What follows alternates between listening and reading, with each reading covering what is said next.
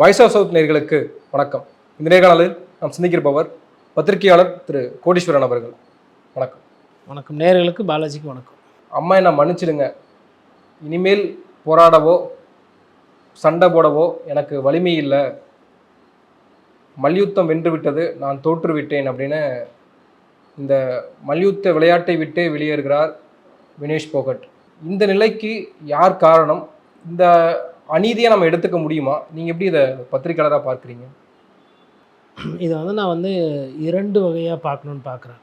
ஒன்று ஒரு சாமானியனாக பார்க்கணும், இரண்டாவது ஒரு பத்திரிகையாளர். ஏன்னா சாமானியனுக்கும் பத்திரிகையாளருக்கும் என்ன வித்தியாசம்னா, பத்திரிகையாளராக ஒரு சில விஷயம் உள்ளே கோடிட்டு பார்த்து அது என்ன நடக்குது எதுன்றதை விளக்கணும். ஃபஸ்ட்டு ஒரு சாமானிய கண்களுக்கு இது ஒரு 140 கோடி மக்கள் கொண்டது இந்திய திருநாடு. அந்த திருநாட்டில் ஒரு வீரமங்கை அந்த தேசத்தோட அந்த ஒரு சந்தோஷத்தை தூக்கி பிடிச்சிட்டு இருந்தாப்புல. அதாவது குறைஞ்சது நமக்கு வெள்ளினா கிடச்சிரும் அப்படின்ற ஒரு சந்தோஷத்தில் எல்லாருமே இருந்தோம். ஏன்னா இந்தியா பார்க்கும்போது பார்த்திங்கன்னா இந்த மெடல் டேலிலெல்லாம் பின்தங்கி இருக்குது. அப்படி இருக்கும்போது அது ஒரு வெள்ளினா கிடைக்காதா, இல்லை ஒருவேளை தங்கம் கிடச்சா அந்த தேசிய கொடி அப்படி மேலே போகும்போது அதை ஒரு 2 நிமிஷம் அப்படி பார்ப்போம், ஒரு தேசிய பண் பாடும். அதை பார்க்கும்போது நமக்கு உள்ள ஒரு சந்தோஷம், ஒரு ஒரு ஒரு ஒரு புத்துணர்ச்சி எல்லாம் பிறக்கும் அப்படின்னு ஒரு கனவுகளோடு இருந்தோம். இப்போது எல்லாருமே இப்போ நேற்று மீராபாய் சானும் தோற்று போயிட்டாங்க. இப்போ எல்லாமே நீரஜ் சோப்ராவை பார்த்துக்கிட்டு இருக்கோம். சோப்ரா நீங்கள் எதனா பண்ணுங்கள், ஏன்னா எங்களுக்கு ஒரு தங்கம் ஒலிம்பிக்ஸில் தங்கம் அப்படின்னா சின்ன சின்ன நாடு, அதாவது ஒரு ஒரு பெரிய போக்குவரத்துக்கு அங்கே விமான தளம் இருக்காது, அந்த நாட்டில் ஒரு பெரிய பொருளாதாரம் இருக்காது, பெரிய பெரிய மருத்துவமனைலாம் இருக்காது. அந்த நாடெல்லாம் ஓடி போய் ஒலிம்பிக்கில் தங்கம் ஜெயிக்குது, வெண்கலம் ஜெயிக்குது, வெள்ளி ஜெயிக்குது, நிறைய ஜெயிக்குது. ஆனால் இவ்வளோ பெரிய ஒரு 140 கோடி இருக்கிற இதில் பார்த்திங்கன்னா கிட்டத்தட்ட ஒலிம்பிக்ஸ் முடிய போகுது. 3 பித்தளையை வச்சுக்கிட்டு, அந்த பழைய பித்தளை சாமானுங்களை வச்சுக்கிட்டு நம்ம ரொம்ப நாளாக பார்த்துக்கிட்டு இருக்கிறோம். அந்த மாதிரி ஒரு நிலைமை தான் இருக்குது. அப்போ அந்த 3 வெண்கல விஷயங்களும் நமக்கு கிடைக்கல அப்படின்னா நம்மளோட நிலைமை என்ன? இப்போது மனு பாக்கருக்கு இந்த நேரத்தில் நம்ம நன்றி சொல்லணும். கிட்டத்தட்ட இந்த ஷூட்டிங்கில் அவங்க வாங்கி கொடுத்துருக்காங்க. அப்போ இதெல்லாம் வச்சு பார்க்கும்போது ஒரு சாதாரணமாக ஒரு இந்தியன் இல்லை அந்த ஸ்போர்ட்ஸை பார்க்கும்போது அந்த மனசு ஒரு மாதிரி கொஞ்சம் ஒரு நெருடல், ஒரு சங்கடம். இது சாமானிய பார்வைக்கு. இன்னொன்றுக்கு இந்த அம்மாவுக்கு என்ன தான் ஆச்சு? இந்த வினேஷ் போகட்டு ஏன் இவ்வளோ பெரிய ஒரு சர்ச்சையாச்சு? ஒரு போட்டினா கலந்துக்கிறதுக்கு தானே. நமக்கு எல்லாம் கேள்விப்பட்ட ஒரு விஷயம், நமக்கெல்லாம் பழக்கப்பட்டமான ஒரு விஷயம் என்னென்னா, போதைப் பொருள் உட்கொண்டாங்க, இல்லை ஊக்க மருந்து சாப்பிட்டாங்க, இல்லை அவங்களுக்கு ஒரு ஆணுக்கு இருக்கக்கூடிய அந்த ஹார்மோன் சுரபிகள் அதிகமாக இருக்குது, அதனால் அவருக்கு அந்த பெண்கள் கேட்டகரியில் அவங்க வர முடியுமா அப்படின்ற இந்த சர்ச்சைகளுக்கு இந்தியர்களோ தமிழர்களோ தயாராக இருக்கும். நம்ம கடந்த காலத்தில் இந்த மாதிரி விமர்சனங்கள்லாம் பார்த்துருக்கோம். பட் 100 கிலோ எடை கூட இருக்காங்க அப்படின்றதுக்கு ஒரு பதவி, ஒரு ஆட்டம் போகுமா, ஒரு வெற்றி பறிக்கப்படுமா, அவங்க ஜெயிச்சதெல்லாம் தோல்வின்னு சொல்லப்படுமா அப்படின்றது நிறைய பேருக்கு தெரியாது. இப்போ எனக்குமே இந்த ஏஜில் பிரச்சனை வருன்றது, நான் கல்லூரி காலத்தில் நான் ஒரு சில விளையாட்டுலலாம் ஆர்வமாக இருந்திருப்பேன். நான் ஒரு யூனிவர்சிட்டி கிரவுண்ட்ஸில் ஜோன்லலாம் நான் சில்வர்லாம் ஜெயிச்சிருக்கேன், silver bronze weight lifting and power lifting. அதன் அடிப்படையில் எனக்கு தெரியும். பட் சாமானிய பேருக்கு, நிறைய பேருக்கு இது தெரியாது. இது என்ன பிரச்சனை, இது எங்கேருந்து இந்த பிரச்சனை வருதுன்னா, மெத்தனம், உச்சக்கட்ட மெத்தனம், உச்சக்கட்ட ஒரு அதாவதுங்க இதில் அநீதி வினேஷ் போகத்துக்கு நடந்திருக்கு அப்படின்னா, இப்போ நான் ஒரு பத்திரிகையாளராக பேசுகிறேன். இப்போ வினேஷ் போகட் அவர்களுக்கு அநீதி நடக்கப்பட்டிருக்குன்னா நான் அதிகமாக சந்தேகப்படுறேன் அதில் தவறு நடந்திருக்கும் அப்படி. அப்போ எப்படி இந்த நாட்டில் எது தப்பு நடந்தாலும் எல்லாத்துக்குமே பாரத பிரதமர் மோடி அவர்கள் தான் காரணமா அப்படின்னு அந்த புள்ளிக்கும் அந்த புரிதலுக்கும் நான் அவசரப்பட்டு போக மாட்டேன். அது என் வேலையும் கிடையாது. என்னோடய புரிதல் என்னென்னா, பெருமை வருது, ராக்கெட் ஸ்ரீஹரிகோட்டாவில் போச்சு, வந்தே பாரத் ரயில் போச்சு, இல்லை யாரோ ஒருத்தர் கோல்டு வாங்கிட்டு அப்போ ப்ரைட் ஆஃப் பாரத் மாதா கி ஜெய் அப்படிலாம் நம்ம பேசி நம்ம தேசிய உணர்வை இது பண்ணிக்கிறோம், எக்ஸ்சேஞ்ச் பண்ணிக்கிறோம். அப்படி இருக்கும்போது இந்த தவறுக்கு யார் வெட்கி தலை குனியறது? முதல் கேள்வி. இந்திய நாட்டு மக்கள் நாங்கள், அதாவது நாங்கள் ஓட்டு போடுறோம் போடல, ஆனால் நாங்கள் இந்தியர்கள், ரைட்டா? எங்களுக்கு ஒலிம்பிக்ஸில் ஒரு வெள்ளியோ இல்லை ஒரு தங்கமோ வரும்னு ஒரு ஆசையாக இருக்கும். இந்தியா எங்களுக்கு ஒலிம்பிக்ஸ் கோல்டில் ஹாக்கி ஜெயிக்கும்னு ஆசைப்பட்டோம், அது நடக்கலை. அட்லீஸ்ட் வெண்கலமாக கிடைக்குமான்னு சொல்லிட்டு இப்போ நாங்கள் காத்துக்கிட்டு இருக்கோம். அதுக்கப்புறமா பார்த்திங்கன்னா நிறைய ஈவெண்ட்டில் தோற்று போயிருக்காங்க. அப்போ இது ஒரு ஒன்றுனா கிடைக்கிது, வெள்ளி கிடச்சிரும் அப்படின்னு ஒரு ஆறுதலுக்கு இருந்ததை இன்றைக்கி இல்லைன்ட்டிங்க. சர்வதேச அமைப்புகள், பாரிஸில் இருக்கக்கூடிய ஒலிம்பிக் கமிட்டி, அப்புறம் இங்கேருந்து போன இந்திய கண்டிஞ்சன்ட் எல்லாமே வந்துட்டு ஒரு சைடு நிற்கிறீங்க. இந்தியன் கண்டிஞ்சன்ட் எந்த சைடு நிற்குது? ஒலிம்பிக் கமிட்டியோட அந்த சைடு கூட நிற்கிது. ஒலிம்பிக் கமிட்டி சொல்லிச்சான், இவங்க கேட்டுக்கிட்டாங்களா, அவங்க ரத்துன்ட்டாங்களா, உடனே ரத்தா மேட்ச் நடத்த மாட்டாங்களா? ஒரு ஒரு சண்டை போட தெரியாதா உங்களுக்கு? அங்கே ஒலிம்பிக்ஸில் இவ்வளோ பெரிய நாடு இத்தனை கண்டிஞ்சன்ட் எடுத்துன்னு போகுது. ரெஸ்லிங்கில் ஒரு ஸ்ட்ராங் கவுண்டர் பார்ட். நம்ம வந்து ரெஸ்லிங்கில் வந்து ஜப்பானு, சைனா, இந்தியா, ஓரளவுக்கு மங்கோலியா, கியூபா, இந்த மாதிரி நாடுகள் வந்து ரெஸ்லிங்கில் ஆதிக்கம் செலுத்தக்கூடிய நாடுகள். அப்படி இருக்கும்பொழுது இது வந்து நமக்கு புதுசாக வந்து நம்ம இன்றைக்கி தான் வந்து மல்யுத்தத்துக்கு வந்து குஸ்திக்கு வந்து ஆளை தயார் பண்ணி அனுப்பலாம். உத்தரப்பிரதேசம் பூராவே, ஹரியானா பூராவே குஸ்திக்கு பேர் போன ஊர். அகிலேஷ் யாதவோட அவங்க தகப்பனார் இருக்கார் முலாயம் சிங் யாதவ், அவரே குஸ்திவாதியாராக இருந்தவர் கொஞ்ச நாள்.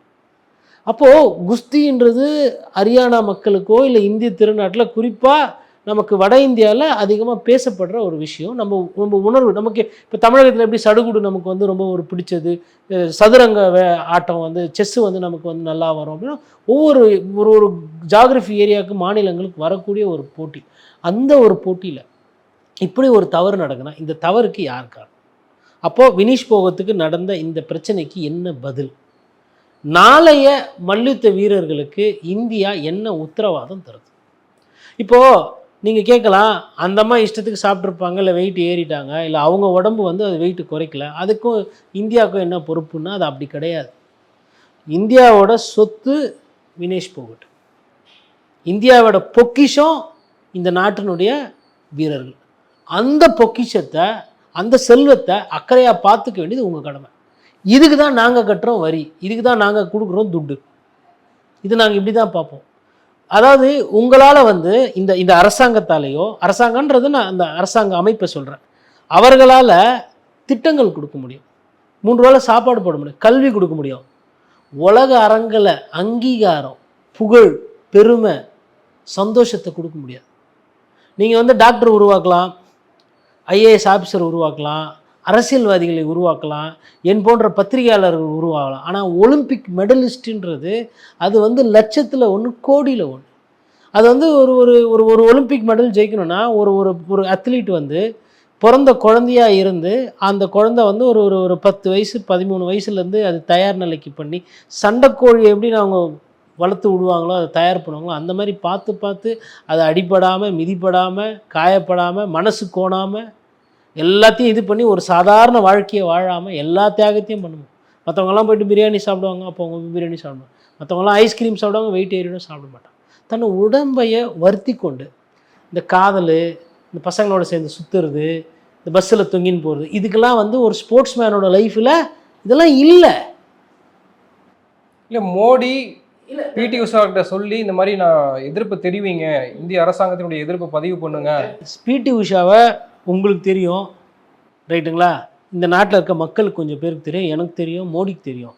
ஒலிம்பிக் கமிட்டியில் போய்ட்டு பிடி உஷா சொன்னால் அதுக்கு என்ன முக்கியத்துவம் இருக்கும்? நான் என்ன கேட்குறேன்னா, எவ்வளோ விஷயத்துக்கு, உலகளாவிய விஷயத்துக்கெல்லாம் பேசக்கூடிய ஐயா பாரத பிரதமர் மோடி அவர்கள் அந்த செல்லை எடுத்து தெரிஞ்சோ தெரியாமலோ, அதான் ஒன்று சொல்லிட்டு பேசுங்க, தப்பு கிடையாது. இல்லை வேறு யார்கிட்டனா கூட பிரதமர் ஆஃபீஸ்லேருந்து பேசுகிறாங்க, பிரைம் மினிஸ்டர் ஆஃப் ஃப்ரான்ஸ் கிட்ட பேசணும், இல்லை ஃப்ரெஞ்ச் பிரசிடென்ட் கிட்ட பேசணும், இல்லை ஃப்ரெஞ்ச் பிரைம் மினிஸ்டர் கிட்ட பேசணும். ஒலிம்பிக் கமிட்டியோடு எனக்கு பேச்சு கிடையாது. ஊரில் நியாயமாக நேர்மையாக நடக்கும்னு சொல்லிட்டு தான் உன்னை நம்பி தான் என் பிள்ளைங்களை அனுப்பிச்சேன். வந்தது என் பொண்ணு, அவளுக்கு தகுதி இருக்குன்னா இருக்குது, தரம் இருக்குன்னா இருக்குது, உழைப்பு இருக்குன்னா இருக்குது, சிந்தனை இருக்கா இருக்குது. டோப்பு சாப்பிட்டுட்டோ இல்லை மருந்து சாப்பிட்டோ ஃபெயில் ஆகலை. 100 கிராம் வெயிட்டு போட்டுன்னு இருக்கிற ட்ரெஸ்ஸை கட்டி போட்டால் 100 கிராம் இல்லை. தலையில் மொட்டை வச்சா ஒரு 30-40 கிராம் போயிடுச்சு. வாயில் கையை விட்டு வாந்தி எடுத்து மேபி ரத்தமே வந்தாலும் அந்த 100 கிராம் போயிடுச்சு. ஒரு மணி நேரம் டைம் கொடுங்க, இல்லை ஒரு 2 மணி நேரம் டைம் கொடுங்க, இல்லை சாயந்தரமாக வேயிங் போடுங்க. ஏதோ பிரச்சனை இல்லை, உங்கள் மிஷினில் பிரச்சனை ஏதோ சொல்கிறாங்க, எனக்கு ஒன்றும் புரியல, தலையிட்டு அது என்னன்னு தீர்த்து வைங்க. இல்லை அவ்வளோ ரூல்ஸ் கடுமையாக இருக்கா? ஒரு நாள் முழுவதும் என்னங்க வெங்காயம் ரூல்ஸ்? 100 கிராம்ன்றது என்னங்க? 100 கிராம் 2 வெள்ளை பூண்டு தாங்க 100 கிராம். ஒரு டம்ளரில், சின்ன டம்ளரில் நம்ம குடிக்கிறோம் பாருங்கள் தண்ணி, அதான் 100 கிராம். இங்கே என்ன பிரச்சனைனா 49.9 இருந்தப்போவே வெயிட் வந்து பிரச்சனையில் இருக்குன்றப்போ முன்னாலே கொஞ்சம் உஷாராக இருக்கணும். முன்னாள் இவங்க உஷாராக ஆகலை. யார் அதாவது இதில் வந்து வினீஷ் போகட்டை வந்து போய் அவங்க உடம்பு அப்படி பிஹேவ் பண்ணலை, அவங்க உடம்பு weight despite all of her efforts and the entire contingent working hard she அதாவது பயிற்சி ஸ்கிப்பிங்கு வினேஷ் போகட் பண்ணாப்புல ரைட்டா. அந்த சானாவில் போய் படுத்துக்கிட்டு இந்த வேர்வையெல்லாம் போகிறதுக்கு தண்ணியெல்லாம் உரியறதுக்கு யார் படுத்துக்கிட்டாப்புல? வினேஷ் போய் படுத்துக்கிட்டாப்புல. உணவு கட்டுப்பாடு யார் எடுத்துக்கிட்டது? வினேஷ் எடுத்துக்கிட்டாப்புல. ராப்பகலாக தூக்கம் இல்லாமல் இருந்தது யார்? வினேஷ் எடுத்துக்கிட்டாப்புல. இருக்கிற கொஞ்சம் முடிய யார் வெட்டினது? வினேஷ் வெட்டிக்கிட்டாப்புல. நீங்கள் என்ன பண்ணீங்கன்றதா நான் வைக்கிற கேள்வி. நான் கேட்குறேன், சரி இந்தியாவிலேருந்து யாரும் சதி பண்ணல, வேறு ஏதோ தோத்த நாடுகள்லேருந்து அவங்க எதனா சதி பண்ணியிருக்க மாட்டாங்க. இப்போ மிஷினில் ஒரு 100 கிராம் 200 கிராம் நீங்கள் இப்படி போய் நின்னீங்கன்னா காட்டும், இப்படி வந்து காட்டினா இப்படி இருக்கும். நான் வந்து அடிப்படையில் சொல்கிறேன், ரயில்வே ஸ்டேஷனில் மிஷின் இருக்குதுங்க, வெயிட் போட்டால் முன்னாடி சுயின்னு சுற்றி காடு வரும். உங்கள் வாழ்க்கை நன்றாக இருக்குன்றது நீங்கள் ஒரு செடி தொட்டி தூக்கி வச்சிங்கன்னா கூட சொல்லுவோம், தொட்டிக்கு உயிர் இருக்குதா இல்லைன்றது அதுக்கு கூட உங்கள் விரைவில் திருமணமாகணும் தான் வரும். அந்த மாதிரி மிஷினு அது ஒரு மிஷின் ரைட்டா. அந்த மாதிரி அங்கே வச்சுருந்தது வந்து 0 கேலிபர் எரர் ப்ரூஃப் மிஷின் தான் வச்சிங்களா. ஒரு 100 கிராம் கூட காட்டியிருந்தது, இல்லை 200 கிராம் கூட காட்டியிருந்தது, என்ன கேரண்டி இருக்குது? இது கேட்டிருக்கலாம்ல. எல்லா நேரத்துலையும் இதை கேட்க போகிறது இல்லை.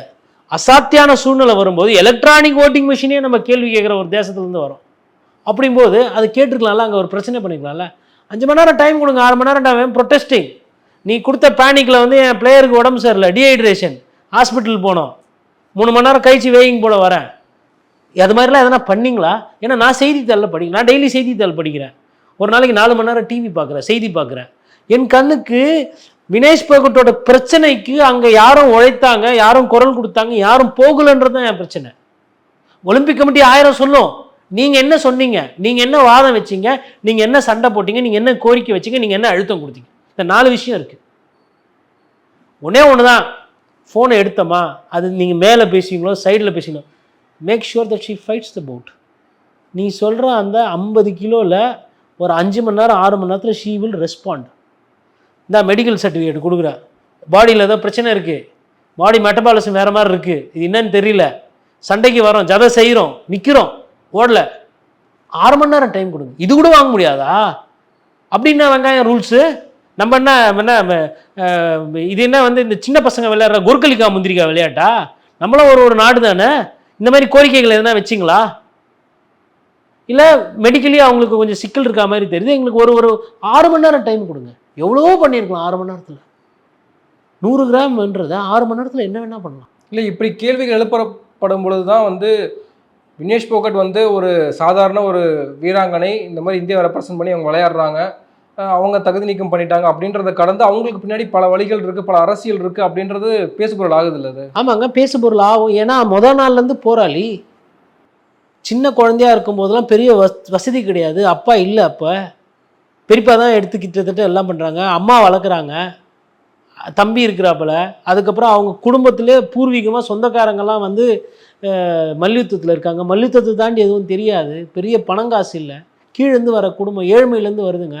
அப்படி வர குடும்பத்திலேருந்து போகும்போது பெண்கள் போனால் அங்கே ஒருத்த ஒரு ஒரு ஒரு ஒரு அதை எப்படி திட்டுறதுன்னு தெரில, அந்த ஆள் வந்து பாலியல் தொல்லை கொடுக்குறான். என்ன பண்ணியிருக்கணும் நீங்கள்? இதுக்கு இவனுங்க பாலியல் தொல்லை கொடுக்குறதுக்கு தான் நாங்கள் மல்யுத்தத்துக்கு எங்கள் தங்கச்சி அக்காவெல்லாம் அனுப்புகிறோமா? இல்லை இவனுங்க பண்ணுற பொறுக்கித்தனத்துக்கு தான் நாங்கள் பாக்ஸிங்க்கும் தடகளை போட்டதுக்கெல்லாம் அனுப்புகிறோமா? யார் பாதுகாப்பு கொடுத்துருக்கணும்? அன்றைக்கி அந்த பிரச்சனை இல்லைன்னா இன்றைக்கி அந்த போராட்டம் கிடையாது. போராட்டம் இல்லைனா அந்த மாதிரி 53 kg கேட்டகரியில் சண்டை போட்டிருக்கோம். 50 kg கேட்டகரி ஏன் கம்பல்ஷன் வந்துச்சு? ஏன்னா போராட்டத்துக்கு போயிட்டு குவாலிஃபிகேஷன்ஸ்க்கு போகல.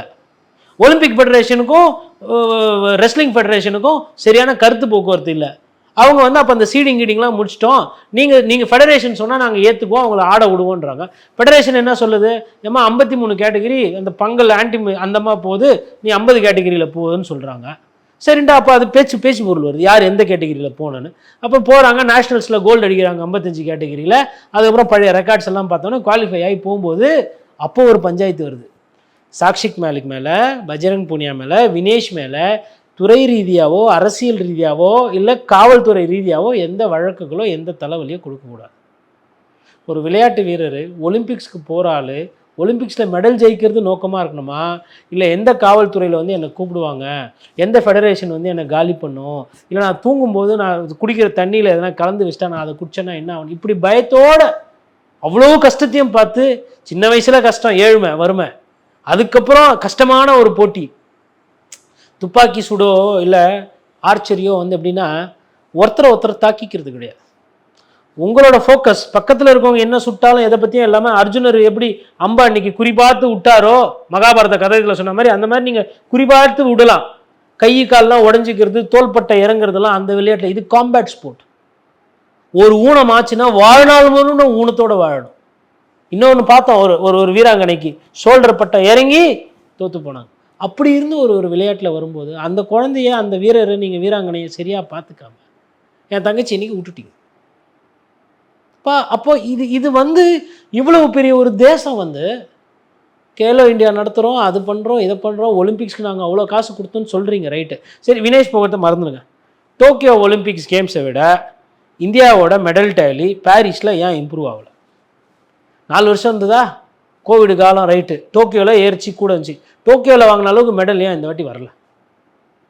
யார் காரணம் இதுக்கு? ஏன் இந்தியா ஒலிம்பிக்ஸில் பின்னாடியே இருக்கணுமா? செயின்ட் லூயின்னு ஒரு ஐலண்டு, அங்கேருந்து ஒரு அம்மா ஓடி 100 மீட்டர் ரேஸ் ஜெயிக்குது. ஒரு தீவு ஜெயிக்குது. குட்டி குட்டி நாடு, கடன் வாங்குற நாடு, காசு இல்லாமல் கஷ்டப்படுற நாடு, படிப்பறிவு கம்மியாக இருக்கிற நாடு, முன்னேறாத நாடு, அதெல்லாம் மேலே போகும்போது இந்தியா கொண்டு என்ன 79வது இடம் 80வது இடம் பின்தங்கி இருக்கணும்னு என்ன இருக்குது? என்ன கட்டாயம்? யார் எங்களுக்கு இந்த வாய்ப்பு கொடுக்கல? இந்த விளைஞர்களுக்காக யார் இங்கே போராட்டம் பண்ணுறது? படிக்க போனால் நீட்டு, ஸ்போர்ட்ஸுக்கு போனால் ஒலிம்பிக் கமிட்டி பிரச்சனை, ரெஸ்லிங் ஃபெடரேஷன் பிரச்சனை, ஃபெடரேஷன் பிரச்சனை. எங்கே தான் போகிறது? சரி, எதையோ ஒன்று படித்து வேலைக்கு போகலான்னா வேலை இல்லை. இது யாரோட பிரச்சனை? இந்த பிரச்சனை தானே அவங்க பேசுனாங்க. பஜ்ரங் பூனியாவும் போகட் அவர்களும் உறவினர்கள் ஒரு வகையில். அதை தாண்டி விஜேந்தர் சொன்னார்ல, விஜேந்தர் என்ன தொப்புள் கொடை உறவா? விஜேந்தர் பாரத பிரதமர் மோடி அவர்கள் பிடித்த மல்யுத்த வீரர், அவருக்கும் மோடியை பிடிக்கும். அவரு சொல்றாரு சதி இருக்குமோன்னு எனக்கு சந்தேகம் இருக்குன்றார். அப்ப விஜேந்தருக்கு நீங்க என்ன முக்கியத்துவம் கொடுக்குறீங்க? அன்யூஷுவல், இயல்புக்கு மாறானது 100 கிராம் எல்லாம் சொல்லவே மாட்டாங்க. இதே இப்படி சொல்றாங்கன்னு தெரியும். அதுதாங்க ஷாக்கிங்கா இருக்கு. ஒரு கோல்டு மெடல் பவுட்டுக்கு முன்னாள் காலையில் இப்படி ஒரு செய்தி வருதுன்னா நீங்க என்ன வேலை பார்க்குறீங்க? உங்களால ஆர்பிட்ரேஷன் பண்ண முடியாது. ஏன் அந்த ஆர்பிட்ரேஷன் மறுநாள் போட்டீங்க? நேத்தே இல்லை அதை ஃபைல் பண்ணியிருக்கணும். நேற்று பூரா ட்வீட் போட்டுட்டு இருக்கீங்க. நாங்கள் வந்து we are respecting the privacy of the athlete, we are respecting the privacy of Vinesh. யாரோட ப்ரைவசியை யார் பார்க்கறது? அந்த அம்மா வாழ்க்கையில் ப்ரைவசியே இருந்தது கிடையாது. போராளி முகமது அலி மாதிரி அந்த வம்சம். அது உண்மைனா உண்மை, பொய்னா பொய், இது நியாயம், இது தர்மன் புட்டு வைக்கிற ஜாதி.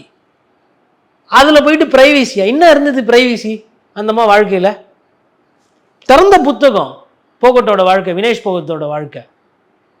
அப்படி இருக்கவங்களுக்கு வந்து வி ரெஸ்பெக்ட் த ப்ரைவசி. அவங்க எதுவும் தப்புலாம் பண்ணலையே, மறைக்கிறதுக்கு என்ன வேண்டியிருக்கு ப்ரைவசி? சொல்லுங்க, என்ன ஆச்சு ஏதாச்சுன்னு சொல்லுங்க. நாட்டு மக்கள் எங்களுக்கு தெரியணும். நாங்கள் உட்காந்து பார்க்குறோம், மணிக்கணக்காக நாங்கள் உட்காந்து ஏங்குறோம். எங்களுக்கு ஆர்வம் இருக்குது, ஆசை இருக்குது, எங்கள் நாடு ஜெயிக்கணும்னு நாங்கள் பார்க்கணும். தேசப்பற்று அதிகமாக இருக்குது. இல்லை இன்னைக்கு இருக்குன்னாங்க முன்னாள் நைட்டு. அப்புறமா வந்து ஒரே நாளில் 3 சாம்பியன்ஸ் அடிச்சு காலி பண்ணுறாங்க. ஒருத்தர் சாதாரண ஆள் இல்லை அவங்க வெற்றி கொண்டதெல்லாம். லொபேஸ் ஆகட்டும், அதுக்கப்புறமா வந்து சுசாக்கி ஆகட்டும், அதுக்கப்புறம் இன்னொரு உக்ரைனா கசகிஸ்தான் அந்த இடத்துல இருந்து ஒருத்தவங்க வந்து எல்லாமே வந்து எல்லா நாட்டிலையும் மேலகி நாட்டிலெல்லாம் வந்து போட்டு போராடி தான் இவங்கெல்லாம் வராங்க. ஒவ்வொருத்தரும் சாதாரண சண்டை கிடையாது. ஒவ்வொன்றும் கர்ணம் தப்புனா மரணம். அப்படியான ஒரு யுத்த இதில் அந்த மாதிரி ஒரு யுத்த பயிற்சி மாதிரி அது பயிற்சி, ஒலிம்பிக்ஸ்க்கு பயிற்சி போயிட்டு எல்லாம் வந்தோடனே இப்போ இன்றைக்கி ரிட்டையர்மெண்ட்டா சொல்லிட்டாங்க. காலையில் மனசு பதறலை, வலிக்கல. இப்போ அந்த ஸ்போர்ட்ஸ் கமிட்டி ஆர்பிட்ரேஷன் சொல்கிறவரெலாம் நம்ம உட்காந்துக்கிட்டு இருக்கணும். அவங்க என்ன சொல்கிறாங்களோ அது வரலாம். அப்போ நம்ம என்ன பண்ணுறோம்? இதில் வந்து நமக்கு வந்து டைட்டில் பேனர்லாம். இதில் இறுதியாக ஒரு விஷயம் இருக்குல்ல, அதாவது இப்போ விஜேந்திர சிங் வந்து இதுக்கு முன்னாடி ஒரு சதி இருக்குமோ, அதாவது இந்தியா பதக்கங்களை வென்றுவிடக்கூடாது என்று யார் நினைக்கிறாங்களோ அவங்க பண்ண சதி மாதிரி தெரியுதுன்றாரு. இன்னொரு பக்கம் காங்கிரஸ் கட்சி ஓப்பனாகவே வந்து வினேஷ் போகட் வந்து தங்கப்பதக்கத்தை வெல்வது யாரால் ஜீரணித்து கொள்ள முடியாதோ அவர்கள் தான் இதை செய்திருப்பாங்க, அது பாஜக தான் செய்திருக்கும் அப்படின்னு அந்த குற்றச்சாட்டை திருப்புறாங்க. பாருங்க, குற்றச்சாட்டு இருக்கு. நான் என்ன சொல்றேன்னா, அந்த குற்றச்சாட்டு இருக்கட்டும். அது காங்கிரஸ் கட்சி பாஜகவை குறை சொல்லும், விஜேந்தர் எழுப்புறது இதெல்லாம். நான் என்ன கேட்குறேன்னா, இந்திய திருநாடு ஒரு நொடியும் இப்போ தங்கத்துக்கு சமம். இந்த நொடி போனால் திருப்பி கிடைக்காது. நான் என்ன கேட்குறேன்னா, Indian contingent what are you doing? India as a country இந்த ஒலிம்பிக் ரெப்ரசன்டேஷனில் நீங்கள் என்ன பண்ணுறீங்க? உங்களுக்கு இந்த பஞ்சாயத்தை தீக்கி வைக்கிற சக்தி இருக்கா இல்லையா? மனசாட்சியோட பேசுவோம். ஒலிம்பிக் ரூல்ஸ் ரொம்ப டைட்டு, புதுசாக ரூல்ஸ் கொண்டு வா மேன், இந்தியா மூலமா கொண்டு வா. சர்வதேச வல்லமை படைத்த நாடு சொல்கிறோம்ல, 5வது பெரிய பொருளாதாரம். பிரான்ஸை விட இன்னைக்கு இங்கே வருமானம் ஜாஸ்தி, உழைப்பு ஜாஸ்தி, பணம் ஜாஸ்தி, இயற்கை கனிம வளங்கள்லாம் பார்த்தா நம்ம முன்னோடி மானுங்க. நீ சொல்லு என்ன ரூல்ஸ் நீயே போட்டதானே? இந்த ஒலிம்பிக்ஸில் நான் சொல்கிறேன், இல்லைனா நான் பிரச்சனை பண்ணுவேன். நான் participation nation, I am stakeholder of this Olympics. நீ எல்லாம் ரூல்ஸ்ன்னு சொல்லிட்டுலாம் போக முடியாது. எல்லா ரெஃபரி எல்லாம் வேயிங்கன்னா சொல்லு, ஒரு புதுசாக ஒரு ரூல் கொண்டு வாங்க. 100 கிராம் இல்லை 200 கிராம் ப்ளஸ் ஆர் மைனஸ் இருக்கலான்னு போடுங்க. இல்லை, இந்தியாவை சேர்ந்த நீதா அம்பானியும் அதில் மெம்பராக இருக்காங்க ஒலிம்பிக்ஸில் அப்படின்னு. ரொம்ப கரெக்டான இடத்துக்கு வந்திருக்கீங்க. நீதா அம்பானி யார் அவங்க? அம்பானியோட ஒய்ஃப். அப்புறம் செல்வந்தர், பணக்காரர். அப்புறம் ஏங்க, இது விளையாட்டு சம்மந்தப்பட்ட விஷயம், ரைட்டா? எங்கள் அண்ணன் கபில் தேவை கிரவுண்டுக்குள்ளே இன்விடேஷன் கொடுக்காம வேர்ல்டு கப்புக்கு மற்றவங்களுக்கெல்லாம் கூப்பிட்டீங்களே, அப்பவும் மனசு வலிச்சுது. கபில் தேவோட தியாகத்துக்கு முன்னாடியும் அவரோட வீரத்துக்கு முன்னாடியும் என்ன கிடைக்கும்? இந்தியா வேர்ல்டு கப் ஜெயிச்சு கொடுத்தப்ப இந்தியாவோட மான மரியாதை தூக்கி மேலே நிறுத்தினவர். அவருக்கு கொடுக்கல விவிஐபி பாஸ். நடிகர்களுக்கும் அதுக்கப்புறம் பணம் வச்சுக்கிறவங்களுக்கெல்லாம் கொடுத்தீங்க. இப்போ எங்கே சொல்கிறேன்னு தெரியுதுங்களா? பணங்காசு யார் வேணா சம்பாதிப்பாங்க, மான மரியாதை எல்லாராலையும் சம்பாதிக்க முடியாது. மானம் உசுறு 2 போனவன். இது மான பிரச்சனை. ஒலிம்பிக்ஸில் இந்தியா தோக்குறதுன்றது தன்மான பிரச்சனை. தகுதி இல்லை, பொய் சொல்லிட்டாங்க, மருந்து போட்டுக்கிட்டாங்க, ஊக்க மருந்து சாப்பிட்டாங்கன்னா ரைட்டு, ஏற்றுக்கிறோம். 100 கிராம் வெயிட்டுக்கு போட்ட போட்டியெல்லாம் செல்லாது. உனக்கு ஒன்றுமே கிடையாது, நீ தான் லிஸ்ட்லேயே கடைசின்னா அது எந்த விதத்தில் நியாயம்? 50 கிராமுக்கு ஒரு தீர்ப்பு, 50 கிலோ பிரிவுக்கு ஒரு தீர்ப்பும், 50 கிலோ 100 கிராமுக்கு ஒரு தீர்ப்பா? அப்போ இது என்ன? இது கண்கட்டி வித்தையா இருக்கு. இப்படி ஒரு கொடூரமான ஒரு சட்டம் இருக்குமே, ஆனால் அந்த சட்டத்தை உடையுங்கன்ற, புது சட்டம் போடுங்கன்ற. சட்டம் மக்களுக்காக தான், மக்களுக்கு வேணுன்ற மாதிரி தான் சட்டம் இருக்கணும். சட்டத்துக்கு ஏற்ற மாதிரி மக்கள் இருக்கக்கூடாது. 100 கிராம்ன்றது நான் சொன்ன மாதிரி நீங்க உள்ளாடை போடுறதுல கூட 100 கிராம் கூடும். உங்க சிகை அதிகமாக நீங்க பண்ணியிருந்தா கூட 100 கிராம் கூடும். அல்ல அப்பா நான் ஒரு டம்ளர் தண்ணி குடிச்சிட்டேன் எக்ஸ்ட்ரா. தாகம் மனுஷன் இல்லை நான், மாடா மிருகமா மிஷினா? ஒரு டம்ளர் தண்ணி எக்ஸ்ட்ரா குடிச்சா கூட 100 கிராம் ஆகும். அப்போ நீங்க போடுங்க ரூல்ஸில் 100 கிராம்ஸ் ப்ளஸ் ஆர் மைனஸ் இருக்கலாம். இல்லைன்னா இப்படி வச்சுக்கோங்க ரூல்ஸு. டை ஆயிடுச்சு, இப்போ வேர்ல்டு கப்புக்கு போகிறாங்க, வேர்ல்டு சாம்பியன்ஷிப் ஆடுறாங்க, தங்க போட்டி, 2 பேரும் ஈக்குவல் பாயிண்ட்ஸ். அப்போ 100 கிராம் நீ கூட இருந்தால் எதிரில் இருக்கிறவங்க 100 கிராம் கம்மியாக, அவங்க வெற்றி. புதுசாக போடு சட்டத்தை. இல்லை இந்த பிரச்சனை ஆயிடுச்சா, ஜெயிச்சவங்களுக்கு தங்கம் குத்துட்டிங்களா, ரைட்டு, உங்கள் ரூல்ஸ் பிரகாரம் வெள்ளி கொடுக்கறதுக்கு எதனா சட்டம் இருக்கா? அதான் அவங்க கேட்குறாங்க. அதுக்கு எதனா பரிந்துரை இருக்கா? அது எதனா பண்ணலாமா? அதையாச்சும் எதனா நீங்கள் ஆராய்ச்சி பண்ணுறீங்களா? இந்த நொடி வரலாம் அதுக்கு பதில் இல்லை. சரி, எங்களுக்கு அப்படியெல்லாம் ஜெயிக்காமலாம் எதுவும் வேணாம், ரீபவுட் மேட்சை ஃபிக்ஸ் பண்ணுங்க மேன். ஏன் ஒரு டைம் நடக்கட்டுமே? ஏன் எப்போ பார்த்தாலும் கமிட்டி எடுக்கும் ஒரு முடிவு, பிளேயர் அழுதுகிட்டே போனான்னு என்ன தலையெழுத்தா? பிளேயருக்கு தான் ஒலிம்பிக்ஸ், ஒலிம்பிக்ஸ்க்காக பிளேயர் கிடையாது. ஃபஸ்ட்டு புரிஞ்சுக்கணும் எதுக்காக ஒலிம்பிக்ஸ்ன்னு. வெறும் ஒலிம்பிக்ஸ்ன்னு எழுதி வச்சுட்டா என்ன இருக்குதாங்க? விளையாட்டு வீரர்கள் இல்லாமல் ஒவ்வொரு விளையாட்டு வீரர்களும் அழுதுகிட்டே போகிறாங்க, குறை சொல்லிட்டே போகிறாங்க. அந்த அளவில் தான் நீங்கள் போட்டி நடத்துறீங்க. ஒரு அம்மா சொல்லுது கண்ணில் விரலை வச்சு குத்திட்டாங்க வலிக்குதுன்னு, ரெஃபரி ஏன்னு பார்க்குது, தோற்று போச்சு, தோத்தோடனே திட்டுது ரெஃபரி அதை பற்றி கவலைப்படாமல் இருக்குது. இது ஒரு ரெஃபரி சிஸ்டம். ஒலிம்பிக்ஸில் ஹாக்கியில் நிறைய பேர் ஒரு சில ரெஃபரெல்லாம் இந்தியாவுக்கு அகெயின்ஸ்டாக கொடுத்துருக்காங்க அப்படின்னு ஒரு சந்தேகத்தை ஏற்படுத்துகிறாங்க ஹாக்கி வீரர்கள். நீங்கள் எதனா கேள்வி கேட்டிங்களா? நிஷாந்த் தேவ் ஒரு ட்வீட்டு போட்டாப்புல, எனக்கு கொடுத்தது அநீதின்னு. என்னைக்குன்னா எதனாச்சும் ஜட்ஜஸை திட்டி இன்னைக்குன்னா இந்தியா ரியாக்ட் பண்ணியிருக்கா? எப்போ பாராலும் பாக்ஸிங் போவோம், நிப்பாப்புல. நமக்கு இங்கேருந்து பார்க்கும்போது 4 பஞ்சு தாங்க, ஜாபு, அதுக்கப்புறம் உங்களுக்கு சவுத் பாவாக இருந்தால் கீழே லோயர் கட்டு, அப்பர் கட்டு, அது மாதிரி தான் இருக்குது. புதுசாலாம் சுற்றின்னு குத்துறதெல்லாம் இல்லை, குத்து சண்டையில். பாயிண்ட்ஸ் எல்லாம் பார்க்கும்போது பார்க்குறோம் இந்தியாவுக்கு ஒரு சாதகமாக கொடுக்குற மாதிரியே தெரியல. நல்லா தான் சண்டை போடுறாங்க. நான் ஏன் இந்த நிஷாந்த் தேவ் சண்டையை குறிப்பாக சொல்கிறேன்னா, நீங்கள் அந்த சண்டையை எடுத்து பாருங்கள், திருப்பி பாருங்கள். நான் வட சென்னையில் இருக்கிறவன், எனக்கு பாக்ஸிங் தான் என்ன தெரியும், நான் பார்த்துருக்குறேன். எங்கள் ஏரியாவில் பயிற்சி எடுக்கிறதெல்லாம் நான் பார்த்துருக்குறேன். ஜிம்முக்கு போகிறவங்க எல்லாம் எனக்கு தெரியும். பேசிக்ஸ் தெரியாமல், நான் கட்டமைப்பு தெரியாமல் பேசலை. ஃபஸ்ட்டு பவுட்டில் ஜட்ஜு எல்லாருமே நிஷாந்துக்கு சாதகமாக கொடுக்குறாங்க, ஒரு ஜட்ஜு எதிரணிக்கு சாதகமாக கொடுக்குறாரு.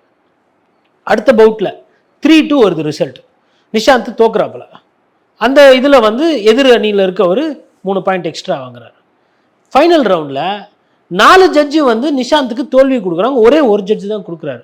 இந்த முடிவு எப்போ வருது, எப்போ முடிவு செய்யப்படுகிறதுனா நாக் அவுட் பஞ்செல்லாம் கிடையாது. ஒன்றும் இங்கே ஸ்ட்ரைட்டு ஜாபு, பயங்கரமான ஜாபோ இல்லை வந்து லோயர் கட்டு விட்டு இங்கே தூக்கலை ஜால, ஆள் போய் கீழெல்லாம் விழல, இப்படி அப்பாடான்னு போய் விழல, நாக் அவுட்லாம் ஆகல. Count கொடுக்குறாப்பலங்க, 8 count. ரெஃப்ரி 1 2 3 4 5 சண்டை சேவல் மாதிரி நின்றுட்டு இருக்கிறாப்புல பிளேயரு. அடுத்த ரவுண்டு பவுட் ஆகணும்னா கையை திருப்பி மறுபடியும் பஞ்சு வராப்பல, காலி ஆகிறாப்புல, குனிறாப்புல, எல்லாமே இருக்குது. லெஃப்ட் ரைட் காம்பினேஷன் பக்காவாக இருக்குது. பிளேயர் ஆக்டிவாக இருக்கும்போது நீ எதுக்கு ரெஃபரல் வந்துட்டு மூச்சு பயிற்சி இது எதுக்கு நீ 8 கவுண்ட் கொடுத்த? அப்போ ஜட்ஜுக்கு வந்து நீ கரெக்ட் பண்ணுறியா? எல்லா ஜட்ஜியும் ரெஃபரியா? நீ யாரு? நீ பிளேயர் கீழே நாக் அவுட்டு, டவுனு, பயங்கரமான அடி, ரத்தம் வருதுன்னா நீ கவுண்ட் கொடு. சண்டை நடக்கணும் இருக்கும்போது நீ எதுக்கு சண்டை நிப்பாட்டி 1 2 3 4 எதுக்கு பண்ண? சைக்காலஜிக்கலாக பிளேயரை டேமேஜ் பண்ணுற, ரெஃபரியே கரெக்ட் பண்ணுற. நான் சொல்கிறேன், இது பத்திரிகையாளராக சொல்வேன், சாமானியனா சொல்வேன், குத்து சண்டைனா என்னன்னு தெரிஞ்சவனா சொல்வேன். இது யாருமே கேட்கலையே ஒலிம்பிக் அசோசியேஷனில். இது அநீதி இல்லையா? என்ன ஒலிம்பிக்ஸ் நடத்துறீங்க? கடைசியாக இப்போ 100 கிராமில் வந்து நிற்கிது. அன்னைக்கே நிஷாந்த் பிரச்சனை வந்தப்போ கூர்ந்து, அதாவதுங்க ஒரு நாட்டிலேருந்து போட்டியிலேருந்து இங்கே போகிறாங்கன்னா தனியாக ஆள் போட்டு லைவில் பார்க்கணும். இப்பயும் வினேஷ் வந்து தனக்காக போறாருல, எல்லாருக்குமாக தான். ஆமாங்க, இது யாருக்கும் நடக்கக்கூடாது. என்ன நம்பிக்கையை விதைக்கிறீங்க நீங்கள்? தகுதியை வளர்த்துக்க, நீ ஆட வேண்டியதுக்கு நான் பொறுப்பு, இந்தியா நாடு நான் இருக்கிறேன். இதுதான் ஒரு வீரருக்கு நீங்கள் கொடுக்குற நம்பிக்கை, ஒரு வீராங்கனைக்கு இதுதான் நீங்கள் கொடுக்குற உத்தரவாதம். அந்த உத்தரவாதம் கொடுக்குறீங்களான்றதான் நான் கேள்வி கேட்குறேன். அவங்க ரெஃப்ரி ஒலிம்பிக் கமிட்டியில் அப்படி தான் இருப்பாங்க. ஒரு ஊரில் சேர்ந்தவங்க அவங்க வசதியாக இருப்பாங்க, வெள்ளைக்காரங்களாம் ஒன்றா கூட போவாங்க ஆசிய நாடுகளுக்கு எதிராக. நீங்கள் உங்களோட கருத்தையோ இல்லை உங்களோட கோவத்தையோ இல்லை உங்களோட அந்த திருத்தம் இல்லை இதில் பிரச்சனை இருக்குங்கன்ற நீங்கள் எங்கே பதிவு பண்ணி? அதே மாதிரி பாக்ஸிங்க்கு போகும்போது சீடே சொல்லலை, யார் யாரை எதிர்த்து எப்படி போவோம் இன்னும் இதெல்லாம் சொல்லலை. அங்கே வாங்க பார்த்துக்கலாம். இதெல்லாம் ஓர வஞ்சனை இல்லையா? கடைசி நிமிஷம் வரலாம் பாக்ஸிங் இந்த வாட்டி ஒலிம்பிக்ஸில் இருக்கா இல்லையான்னு தெரியாது. இந்தியா வந்து ஒலிம்பிக் பாக்ஸிங்கு இருக்கக்கூடிய ஒரு நேஷன். இந்தியாவில் பாக்ஸர்ஸ் இருக்கிறாங்க. நீங்கள் என்ன பண்ணிருக்கணும் அன்றைக்கி? நீங்கள் இன்றைக்கி வந்து ஒரு ஃபண்டிங், அதாவது மிகப்பெரிய ஒரு பெரிய இடத்துல இருக்குங்க இந்தியாவோட பொருளாதாரன்றது விளையாட்டு கிடையாது. அப்போ கமிட்டி எதிர்த்து கேட்கணும். ஒலிம்பிக் அசோசியேஷன் என்ன நீ வைக்கிறதா சட்டமா? எங்கள் ஊரில் இது இருக்குது, உன் இஷ்டத்துக்கெல்லாம் அப்படிலாம் கேம் அவுட்டெல்லாம் எடுக்க முடியாது. அன்றைக்கி தோரணையை பேசணும். எல்லாம் ஃபெடரேஷன் கிட்ட விட்டுது, எல்லாம் ஃபெடரேஷன் கிட்ட. ஃபெடரேஷன் என்ன பண்ணோம்? போய் மேரி பிஸ்கெட்டில் பாலில் மேரி பிஸ்கெட் தொட்டு சாப்பிட்டு மிச்சர் சாப்பிட்டு வந்துடும். நீங்கள் கேட்டீங்கல்ல, ஐயோ அவங்க போயிருக்காங்க இவங்க போயிருக்காங்க. We want players to represent our federation, not politicians or people with political ideologies. Very clear. இவர்களுக்கு பணம் பண்ணுறது எப்படின்னு தெரியும், வித்தையோ விளையாட்டில் ஜெயிக்கிறது தெரியுமானா அது கேள்விக்குறி. நான் கேள்விக்குறிக்குள்ளே போகல. ராகுல் டிராவிட கோச்சாக போகிறீங்க, யாரா கேள்வி கேட்குறோமா? எங்கே கேள்வி வருது? பிசிசிஐ பிரசிடென்ட் யார்? அங்கே தான் கேள்வி வருது. இப்போ நாளைக்கு பிசிசி பிரசிடெண்ட்டாக நம்ம தலை தோனியை போடுறீங்க, யாரா கேள்வி கேட்பாங்க? இந்தியாவில் யாரா ஒருத்தன் கேள்வி கேட்பான்? தோனி பிரசிடென்ட்லாம் வேறு யார் பிரசிடென்ட் தானே வரும்? வேர்ல்டு கப் எல்லா ஃபார்மெட்லையும் ஜெயிச்சு கொடுத்தா இல்லையா? அரசியல் 1000 இருக்கட்டும், எதிர்கட்சியிலிருந்து தோனியை போட்டால் கூட அந்த பாராட்டும் பெருமையும் அவர்களுக்கு போகும். ஏன்னா ஆட்டக்காரன் அப்படி. அவர் மீது விமர்சனங்கள் இருக்குது, அவர் ஆடின கிளப்புக்கு பிரச்சனை இருக்குது, அதில் காசு போச்சு வந்துச்சு. நான் அதுக்குள்ளே போகல. அது உங்கள் அரசியலில் அப்படி ஆக்கிட்டீங்க, எல்லா விளையாட்டும் துட்டு ஆக்கிட்டீங்க, சூதாட்டம் ஆக்கிட்டீங்க, அதுக்குள்ளே நான் போகல. ஆனால் தோனின்ற அந்த ஆட்டக்காரனுடைய அந்த தகுதி, விளையாட்டு தன்மை, அவரோட அந்த லீடர்ஷிப் குவாலிட்டி, இதை தான் நான் பேசுகிறேன். அப்போ நீங்கள் எல்லாத்துலேயுமே வந்து இந்த மாதிரி இல்லை பார்த்து பண்ணுறீங்க. ஒலிம்பிக் அசோசியேஷனுக்கு மேபி அவங்க பெரிய ஃபண்டராக இருக்கலாம், அதனால் அவங்கள கூட போயிருக்கு. என்ன புண்ணியம்? மேபி ஐயா அம்பானி போயிருந்தா கூட, எப்பா என்னப்பா நான் வந்து இருக்கிறேன், அதுக்கப்புறம் உலக பெரிய பணக்காரர் லிஸ்ட்டில் நான் இருக்கிறேன், ஏன் நாட்டுக்கு தான் கூட கேட்டிருப்பார். ஸ்போர்ட்ஸ் மூடுறதுக்கு முன்னாடி இவங்க, அதாவதுங்க எதுக்கு யார் யூஸ் பண்ணணும்னு இருக்குங்க. எல்லாத்துக்கும் எல்லாரும் வரமாட்டாங்க. அவங்க வந்து ஒரு டீமுக்கு ஓனராக இருக்கலாம். இந்தியாவோட கண்டிஞ்சென்ட்லலாம் அங்கே போய் என்ன பண்ண போகிறீங்கன்னு எனக்கு புரியல. பணம் போட்டால் எல்லாம் நடந்துருமா அப்படின்னா அது பொருள் அல்ல. இது விளையாட்டு, இது விளையாடுபவர்கள் சம்பந்தமான ஒரு விஷயம், வீரர்கள் சம்பந்தமான ஒரு விஷயம். அப்போ அவங்கெல்லாம் வேணாமா? அப்போ அம்பானியெல்லாம் வந்து ஃபண்டு பண்ணக்கூடாது அப்படி நான் சொல்லலை. அது நான் அப்படி சொன்னேன்னா நான் புரிதல் இல்லாதவன். ஒரு பிரயோஜனம் இல்லையே அப்படின்ற ஒரு பணம் இப்போ இன்னைக்கு நான் என்ன கேட்குறேன்னா, இன்னைக்கு ரிலையன்ஸ் இல்லைன்னா நாளைக்கு டாட்டா இல்லைன்னா நாளைக்கு வேதாந்தா ஃபண்ட் பண்ணுவாங்க. வேதாந்தா இல்லைன்னா இன்னொரு இந்தியா சிமெண்ட் பண்ணும், இல்லைன்னா வேற எதுனா ஒரு ஆதித்ய பிர்லா குரூப் பண்ணும். அது இங்கே தேவையில்லை. இங்கே தேவை கண்டிஞ்சென்ட்ல போகிற ஆள் நெருப்பு மாதிரி இருக்கணும். போயிட்டு இந்த பிரச்சனை அப்படின்னுமோ ரெப்ரசன்ட் பண்ணணும். அங்கேருந்து பிரச்சனை கோச் வந்து என்ன பண்ணாலும் பிரச்சனையே கிடையாது. பாதி ஸ்போர்ட்டில் இந்திய பயிற்சியாளர்களுக்கு, அதாவது இந்தியா ஆத்லெட்டுக்கு இந்தியாவிலே கோச் கிடையாது. வெளிநாட்டில் போய் ட்ரைனிங் எடுக்கிறாங்க. அதுவே நமக்கு ஒரு வெக்கம் இல்லையா? இந்திய வீரர் ஜாவ்லின் த்ரோ நம்ம கோல்டு வாங்கினோம், ட்ரைனிங் எங்கே எடுத்தார்? இந்திய மண்ணில் எடுத்தார். அவர் இந்தியன், ஆனால் எங்கே ட்ரைனிங் எடுத்தார்? வெளிநாட்டில் எடுத்தார். யார் சொல்லி கொடுத்தது? வெளிநாட்டுக்காரங்க. அது மாதிரி தான் இருக்குது ஒவ்வொன்றும். ரெஸ்லிங் சுஷில் அப்போது வெளியில் போனார். இவங்களும் நிறைய பேர் சைனா போகிறாங்க, இல்லை இங்கிலாந்து போகிறாங்க, அங்கே போய் ட்ரைனிங் எடுக்கிறாங்க. வினேஷ் போகத்தோட கோச்சுமே வெளிநாட்டவர் தான். அவர் பாவம். இன்னொரு தரவு பாருங்கள், கொரியாவிலேருந்து யாரோ ஒருத்தர் நல்லா சுடுவாருன்னு சொல்லிட்டு, அது வில்லு விடுவாருன்னு சொல்லிட்டு கூட்டின்னு வந்துக்கிறாங்க. அவர் பெரிய சாம்பியன் அந்த ஊரில். அவர் தான் இவங்களுக்குலாம் எல்லாம் சொல்லி கொடுத்துக்கிறாரு எல்லாம். கடைசியில் அந்த ஊருக்கு போகும்போது அவருக்கு அக்ரிடேஷன் இல்லாமல் அவர் வெளியில் நின்றுக்கிறாரு. என்ன பண்ணால் வந்தல்ல சொல்லி கொடுத்தெல்லாம் போ, அப்போ இவங்க அது எங்கால் பார்த்துக்குவாங்க. இந்த படத்துல எல்லாம் காட்டுவாங்க பாருங்கள், ட்ரைனிங் பண்ணது ஒரு ஆசா, அங்கே போய் நிற்கிறது வேறு ஆசா. அப்போ அவர் சொல்கிறாரு, நான் ஒரு சில பயிற்சியெல்லாம் சொல்லி கொடுத்துருக்கேன்னா அது பதிலே கிடையாதுங்க. இப்போ இதெல்லாம் யார் பேசுறது? இதெல்லாம் யார் கேட்குறது? இப்போ இவ்வளோ பிரச்சனை இருக்குது. இது ஏதோ வினேஷ் போகட்டோட அவங்களோட பிரச்சனை ஒன்றும் கிடையாது. அது வந்து மிகப்பெரிய பிரச்சனை. அதற்கு கீழே இந்த மொத்த ஈகோ சிஸ்டம் இருக்குல்ல, விளையாட்டை வந்து ஒரு மெடல் டேலி எடுத்து பாருங்கள். நாங்கள் 5 ட்ரில்லியன் எக்கனாமி ஆகும், நாங்கள் அதுவாகும், நாங்கள் ஸ்பேஸில் இதுவாகும், நாங்கள் பொருளாதாரத்தில் அப்படி போவோம் இப்படி போவோம் சொல்லிட்டு டேலியில் எங்கே இருக்கீங்க? மெடல் டேலியில் 70வது இடமும் அதுக்கிட்ட இருக்குது. அதான் இன்றைக்கி கொஞ்சம் பேர் மறுபடியும் ஜெயிப்பாங்க. நம்ம தான் ஜெயிக்கிறதுக்கெல்லாம் இல்லையே, எல்லாம் பிடிங்கிறாங்களே, அம்போன்னு விட்டாச்சு இல்லை. அப்போ இன்னும் 1-2 வந்தால் கூட தங்கம் வரா மாதிரி இல்லை. எதுவும் தங்கம் வந்தால் ஏறும் ரேங்க்கு. அது அண்ணா தம்பி சோப்ரா என்ன பண்ணுறாப்புலன்னு பார்க்கணும். அப்போ இந்த மாதிரி இருக்குது. ஆனால் பேசுகிறது பாருங்கள், இந்தியா ஒளிர்கிறது, தேசம் வளர்கிறது, ஒலிம்பிக்ஸு கண்ணாடி எல்லாம் சேர்ந்தது தான் வளர்ச்சி. விளையாட்டுத்துறை, வேலைவாய்ப்பு, இளைஞர்களுக்கு பலன், படிப்பு, பகுத்தறிவு எல்லாம் இருக்கிறதா வளர்ச்சி. அப்போ இது எல்லாத்துக்கும் உண்டான வளர்ச்சியாக தெரியலையே. அம்மையார் நீதா அம்பானி போனாங்க, அங்கே இருக்கவங்களுக்கு நல்லா சாப்பாடு கிப்பாடு அதெல்லாம் போடுவாங்க, ரைட்டு, சந்தோஷம். ஆனால் அது உங்களுக்கு மெடலை ஜெயிச்சு தராது. மெடலை ஜெயிச்சு தர இன்னொன்று எனக்கு ஏன்னா நம்ம இங்கேருந்து பார்க்குறோம், அங்கே என்னென்ன நடக்குதுன்னு தெரியல. அவங்கெல்லாம் வந்ததுக்கப்புறம் மேபி இன்னும் நிறைய கதைகள் வரும். அதே மாதிரி இவர் கோபிச்சந்துமே வந்து பார்த்திங்கன்னா அந்த பழைய ஆர்வம் அவருக்கு, அவர் வந்து பேசலை நிறைய பேர்கிட்ட. ஏன்னா இவங்கெல்லாம் வந்து உண்மையான குருமார்கள். ஏன் இவங்க பேசலை? ஏன் இவங்க தள்ளி தள்ளி இருக்கிறாங்க? என்ன பிரச்சனை ஏது தெரியல. இல்லை ஒருவேளை அத்லீட் அமைதியாக இருக்கணுன்ட்டு அவர் பேசாமல் இருந்தாரா என்னன்னு தெரியல. ஆனால் நான் மற்ற கோச்செல்லாம் பார்க்குறேன், அவங்கெல்லாம் வந்து பெப்பப் பண்ணுறாங்க, இது பண்ணுறாங்க. அப்புறம் தமிழ்நாட்டிலேருந்து ஒருத்தர் போகிறாருன்னா இவர் கொடி தூக்கின்னு போகக்கூடாதுன்னு இங்கேருந்தே லெட்டர் அனுப்புகிறாங்க. இது மாதிரி இந்த உட்கட்சி பிரச்சனை இதெல்லாம் நிறைய இருக்குது. இதெல்லாம் வந்து பிரதமருக்கு தெரியுமா தெரியாதா? நான் பிரதமர் தான் எல்லாத்துக்கும் காரணம் நான் சொல்லலை. அப்படி சொன்னால் நான் வந்து புரிதல் எல்லாம் பேசுகிறேன்னு அர்த்தம். ஆனால் இதெல்லாம் சரி செய்ய வேண்டிய இடத்துல பிரதமர் இருக்கார், அது என்னோட வாதம். இப்போ கூட அவங்க அதற்கு உண்டான முயற்சிகள் பெருசாக எடுக்கிற மாதிரி தெரியல. வினேஷ் போகத்தா, நீ வந்து பிரஜ்பூஷன் எதிர்த்து பேசினல, ஹரியானாவில் நாங்கள் தோற்றதுக்கு நீ தானே காரணம், 100 கிராம் வெயிட்டா அப்படின்னும் நிறைய பேர் பேசிகிட்டு இருக்கிறாங்க. இது வந்து வெந்த புல்லில் வேலை பாசுறது, இது அரசியல் இல்லை.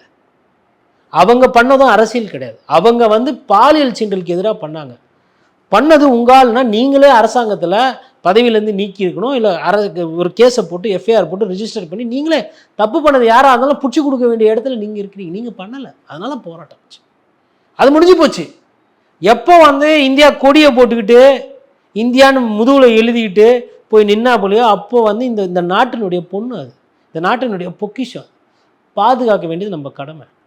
ஒரு வீரனுக்கு எப்படி எல்லையில் வந்துட்டு வேணுன்ற சகலமாக செஞ்சு கொடுக்குறோமோ சிப்பாய்க்கு, அதை விட அதிகமாக பண்ணணும். ஏன் அதை விட அதிகமானா, இது 4 வருஷத்துக்கு ஒரு வாட்டி நடக்கிறது. அங்கேயும் பயிற்சி தியாகம் தான், இதுவும் பயிற்சி தியாகம் தான். அதோட அதை ஏன் நான் அதோட ஒப்பிட்டு செய்கிறேன்னா, இந்திய வீரர்கள் சிப்பாய்கள் செய்யக்கூடிய தியாகத்தோடு பார்க்கும்போது ஸ்போர்ட்ஸ் ஃபெடரேஷன் அந்தளவுக்கு ஒன்றும் பெருசு கிடையாது. அவங்க உயிர் தியாகமே செய்கிறாங்க, ஆனால் இவங்க வாழ்க்கையை தியாகமாக செய்கிறாங்க. ஒரு இப்போது போகட்டு இதுக்கு மேலே என்ன இருக்குது? ரெஸ்லிங் தான் எல்லாமே, 15-20 வருஷமாக மல்யுத்தம் தான். இனிமேல் மல்யுத்தத்துக்கும் அவங்களுக்கும் ஒன்றும் இல்லைன்றாங்க. மேபி அவங்க கோச் பண்ணுவாங்க, ட்ரைனிங் கொடுப்பாங்க, இல்லை 4 விளம்பரத்தில் நடிப்பாங்க, அதெல்லாம் வேறு. ஆனால் எல்லாம் நான் எது கனவு, நான் எது என் வாழ்நாள் அடையணும்னு சொன்னால் அது இன்னைக்கு கையில் இல்லை. அப்போ கையில் இல்லைன்னும் போது அந்த மாதிரி திருப்பி பார்க்குது. இந்த சைடு பிடி உஷாவை பார்க்குறாங்க, இந்த சைடு கண்டின்ஜென்ட்டை பார்க்குறாங்க, இந்தியாவை பார்க்குறாங்க, ஒலிம்பிக் கமிட்டியை பார்க்குறாங்க, மக்களை பார்க்குறாங்க, எல்லாரையும் பார்க்குறாங்க. எனக்குன்னு யாருமே இல்லையா? எனக்குன்னு உதவி பண்ணுறதுக்கு யாரும் இல்லையா? இது யாருக்கு நடக்குது? ஊரார் பிரச்சனைக்கு போய் குரல் கொடுத்த ஒரு வீராங்கனைக்கு நடக்குது. அப்போ அதை நம்மளை அறியாமல் வந்து எதனா முயற்சிகள் செய்யணும். இது வரலாம் எதுவும் முயற்சிகள் வந்த மாதிரி தெரியல. இல்லை இதுக்கு ஏதோ ஒரு பஞ்சாயத்து பண்ணி பிரதமர் லெவலில் இது எதனா பண்ணி முடிவு வருதுன்னா நான் இப்போ பேசுகிற இந்த விமர்சனம் எல்லாத்தையும் நான் திரும்ப பெற்றுக்கொண்டு மனதார ஐயாவை பாராட்டுவேன். நரேந்திர மோடி இவர் தான் பிரதமர், இவர் தான் எங்களுக்கு வேணும் நானே பேசுவேன். ஏன்னா மக்கள் பிரச்சனையே சரி செய்கிறார். அது மக்கள்னா மக்களோட உணர்வு. போகத்து ஒருத்தருக்கு மெடல் கிடைக்கிறதுனால எனக்கு 10 ரூபா வரும், உங்களுக்கு 10 ரூபா பேங்க்கில் வரும்ன்றது கிடையாது. பார்க்கும்போது ஒரு மன நிறைவு வரும், ஒரு சந்தோஷம். ஒட்டுமொத்த இந்திய நாட்டில் இருக்கிற எல்லா மாநிலத்தில் இருக்கிறவங்களும் சந்தோஷப்படுவோம். அந்த உணர்வுக்கு தான் நாங்கள் இந்த அளவுக்கு இப்போ அதை பற்றி நம்ம விமர்சனமாக பேசிக்கிட்டு இருக்கோம். நன்றி, நிறைய விஷயங்களை தெளிவுபடுத்தியிருக்கீங்க. உங்கள் நேரத்துக்கு மிக்க நன்றி. நன்றி.